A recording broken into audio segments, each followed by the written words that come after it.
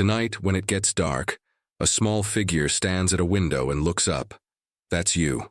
Find the spaces between the stars, the black, the empty parts. You have seen them your whole life, and you have never once been surprised by them. Of course, the sky is dark at night. The sun is gone. But the small figure at the window has a question almost no one stops to ask. There are stars in every direction you could possibly look. Billions of them. Billions of billions. So why is any of it dark at all? Stand with the child a moment and think about what that many stars should mean.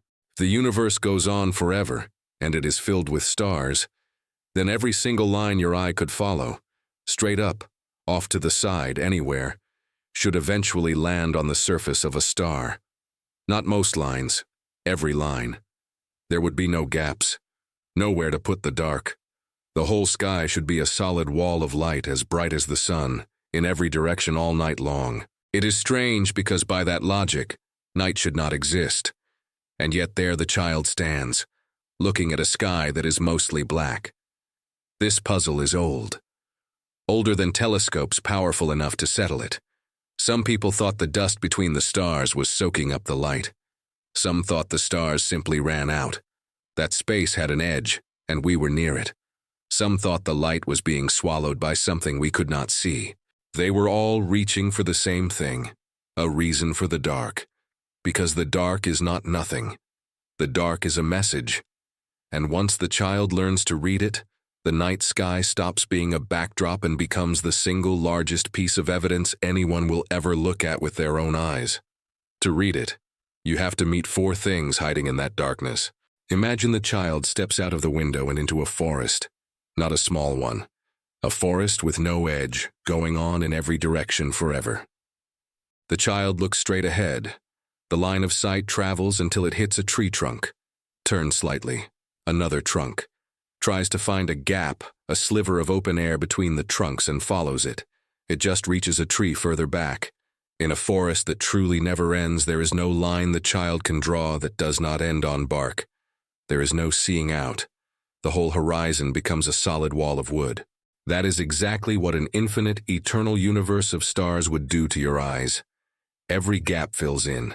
Every dark patch, given enough distance, lands on a star. The sky becomes the wall. So when the child steps back to the window and finds a gap, a patch of pure black with no star in it, the universe is telling them something. It is not an endless forest. Something about it runs out. But here is what most people get wrong about what runs out. It is not the stars that run out. It is the time. Light is fast, but it is not instant. It travels. And that means every star the child sees, they are seeing late. The sun you see is 8 minutes old. The next nearest star, 4 years.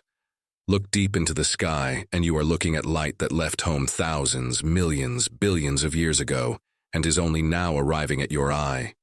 So the child fixes on one star, impossibly far. It is shining. It has been shining the whole time. But its light is still on its way. It has not arrived yet, and it will not, for longer than the child will be alive. Now look back at that black patch between the stars. It is not empty. It is full of light. Light that is still traveling, still crossing the distance, still on its way. The dark is not an absence.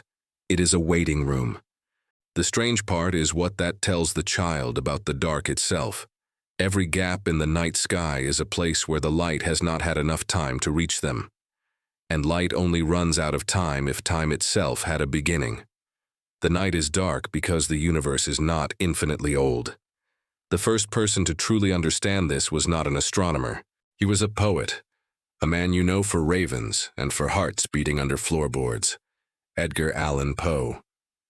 The child meets him as a quiet figure with a pen. In 1848, a year before he died, he wrote a strange, sprawling piece called Eureka, where he tried to reason his way through the whole universe with nothing but that pen and the slow logic of a detective. And he got there. He wrote that if the stars truly went on without end, the sky would be a sheet of unbroken light. The only way to explain the darkness, he reasoned, was that the light from the most distant stars had simply not reached us yet, that it had not had the time. The child watches him work.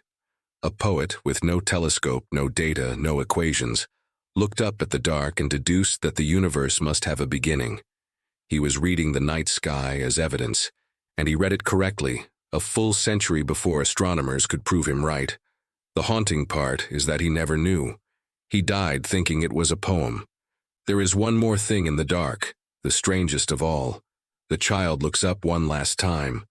Follow any line of sight far enough, and it does eventually end on something. Not a star, a wall. The oldest light there is. The glow of the universe itself when it first turned transparent, just after the beginning. That light has been traveling toward the child since before there were stars at all.